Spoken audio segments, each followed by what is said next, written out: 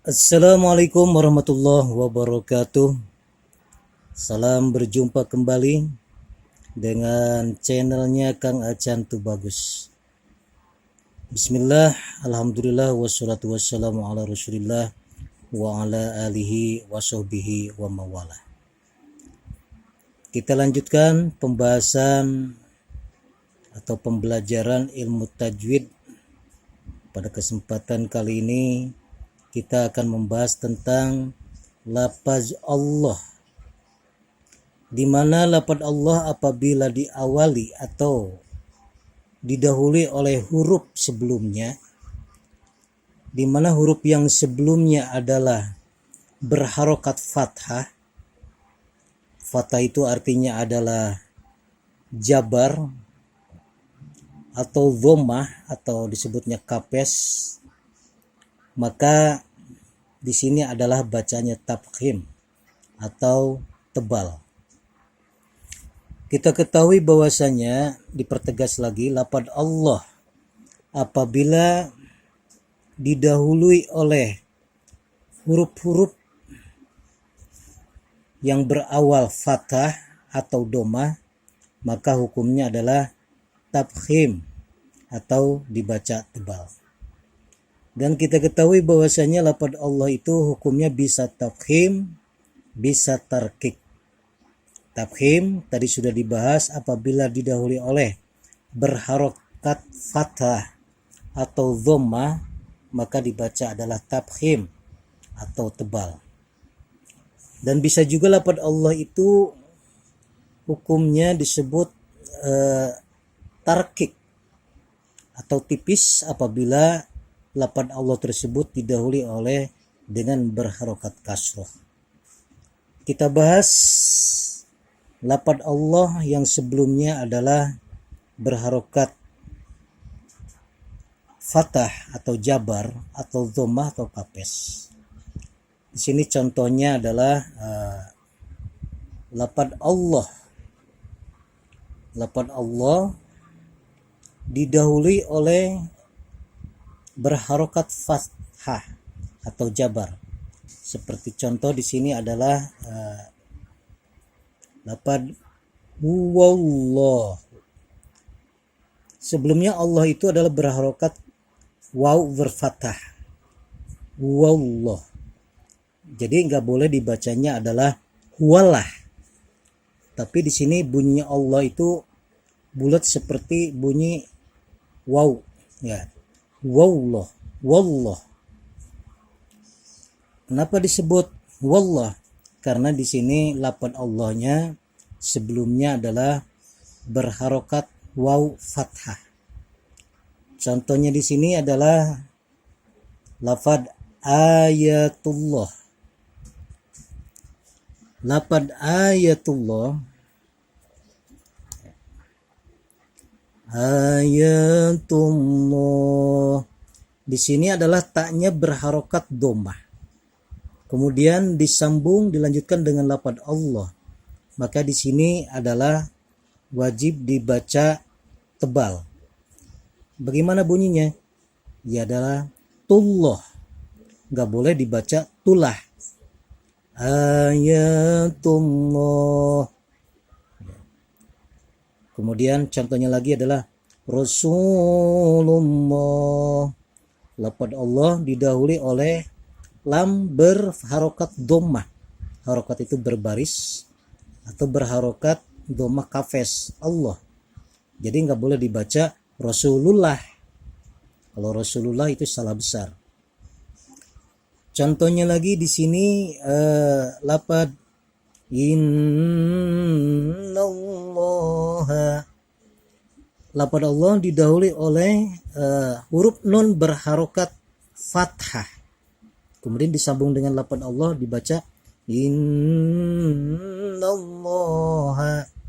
Jadi nggak boleh dibaca innallaha.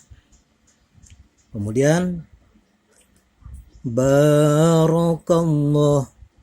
Allah didahului oleh huruf kaf berharokat fathah, maka di sini adalah wajib dibaca tafkhim atau dibaca tebal. Barakallah, kallah, ya. Allahnya itu tebal.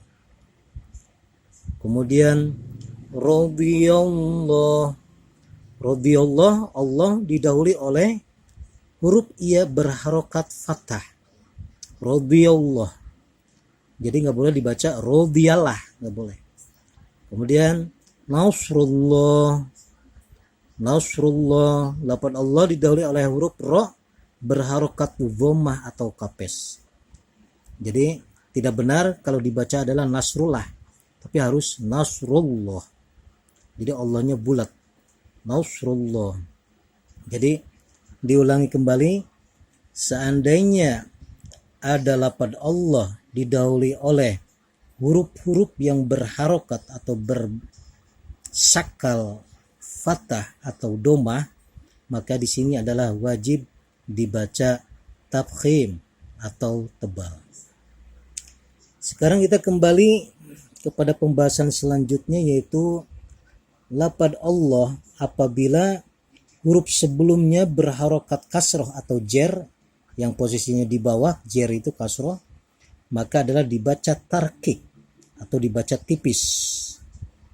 Ya, kalau tadi tafkhim tebal, kalau sekarang adalah tarkik atau tipis.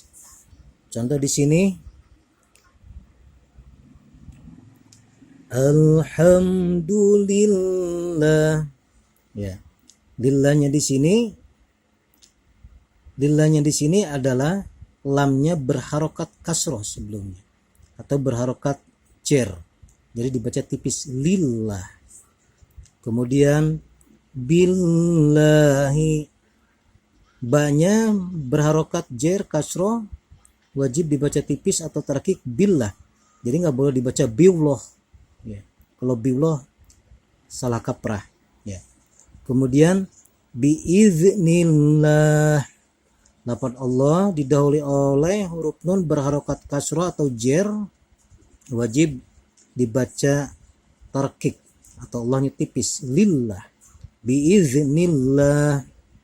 Kemudian min indillah, lafaz Allah didahului oleh huruf dal yang berharokat kasroh atau jer, maka wajib dibaca tarkik min indillah, nggak boleh dibaca indillah.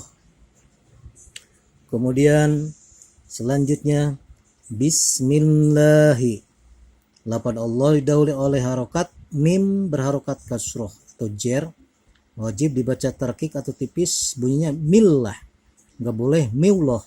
Ya.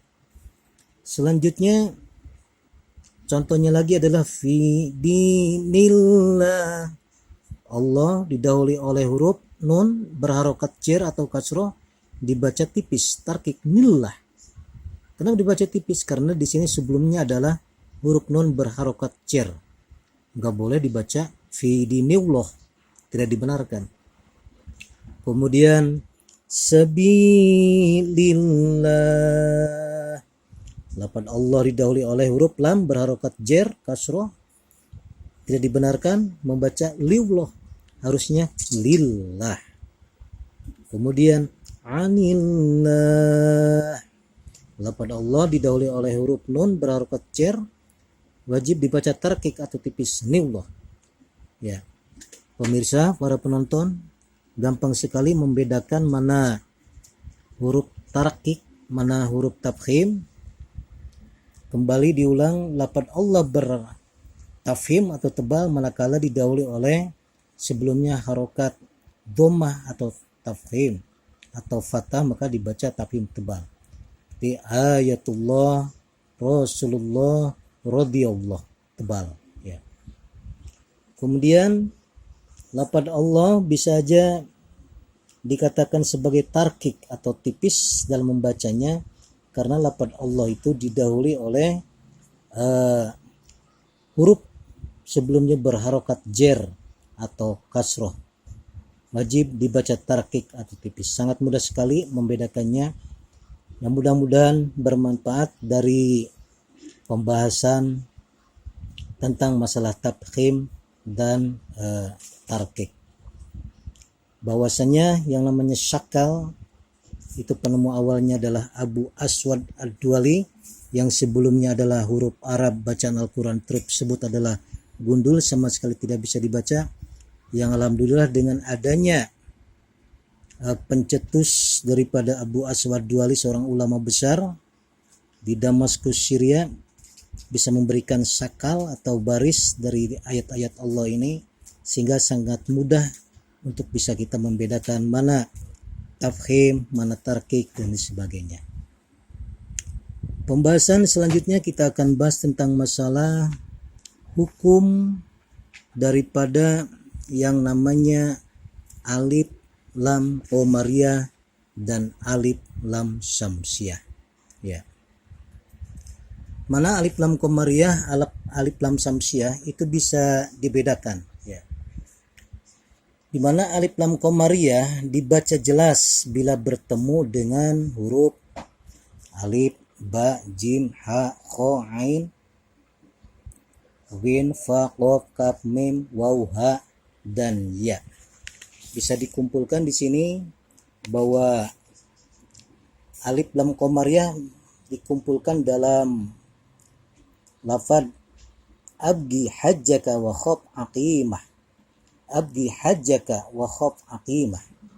Sedangkan alif lam syamsiyah jumlahnya hurufnya ada 14. Di sini dikumpulkan dalam lafaz kalimat tib sumasil rahman tapuz zibda ni'am bi'asu al-dhannin zur syarifan lil karom.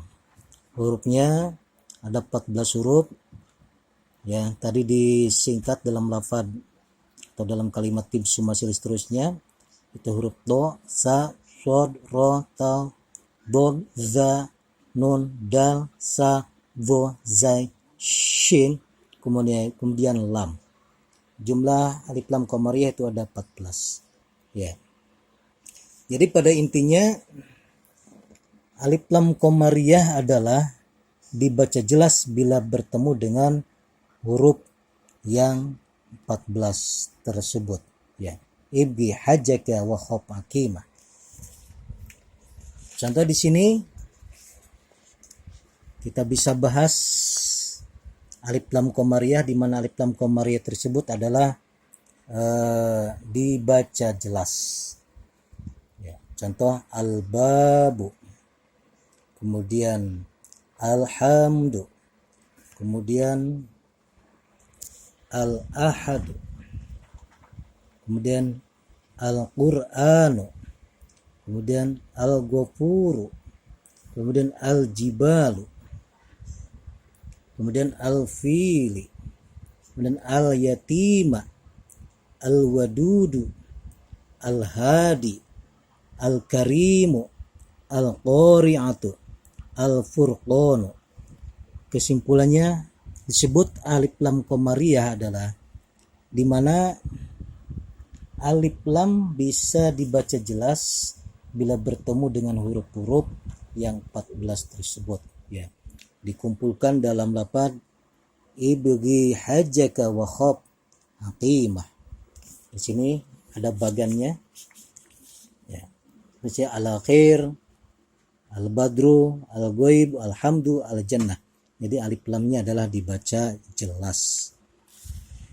Kemudian kita membahas tentang masalah alif lam syamsiyah. Alif lam syamsiyah yaitu melebur pada huruf setelahnya bila bertemu dengan huruf-huruf alif lam syamsiyah yang jumlahnya adalah 14 huruf. Ya. Jadi melebur hurufnya, alif lamnya ke dalam huruf sesudahnya. Contoh di sini adalah al-lailu, ya. An-nasu, alif lamnya hilang, ya, langsung melebur ke huruf nun. At-tariqu dan asy-syamsu, alif lamnya hilang, dilebur ke dalam huruf shin, asy-syamsu. Kemudian ad-dallin, alif lamnya hilang, melebur ke dalam huruf dhad, ya. Kemudian at-taghina, di mana alif lamnya melebur ke dalam huruf do. Ya. Kemudian ad-dinu, alif lamnya melebur ke dalam huruf dal. At-taubatu, alif lamnya masuk ke dalam huruf ta. Kemudian ar-rahimu, alif lamnya melebur ke dalam huruf ro. As-sama'u, alif lamnya melebur ke dalam huruf sin. As-sawabu, alif lamnya melebur ke dalam huruf sa. Kemudian az-zaitun, alif lamnya melebur ke dalam huruf zai. Ar-rahmanu, alif lamnya melebur ke dalam huruf ra. Sangat mudah sekali para penonton kalau kita membedakan mana alif lam qamariyah dan alif lam syamsiyah. Di mana alif lam qamariyah di mana dibaca jelas alif lamnya. Kemudian kalau alif lam syamsiyah itu adalah alif lamnya tidak dibaca jelas, melebur pada huruf yang setelahnya. Ya. Ditambahkan sini adalah bagannya. Sini alif lam syamsiyah 14 huruf dikumpulkan dalam lafaz tib sumasil rahman tapuz tib dan yam. Seterusnya contoh-contohnya ini kata. Wah. Kemudian di sini alif lam qamariyah. Contoh-contohnya dikumpulkan dalam ibi hajjaka wa khafakima al-akhir al-badr. Intinya alif lam qamariyah dibaca jelas alif lamnya. Itu saja guys, para sahabat penonton, mudah-mudahan ada manfaatnya tentang masalah lafaz Allah tabkhim dan tarqiq, kemudian alif lam syamsiyah dan alif lam qamariyah. Mudah-mudahan bermanfaat. Assalamualaikum warahmatullahi wabarakatuh.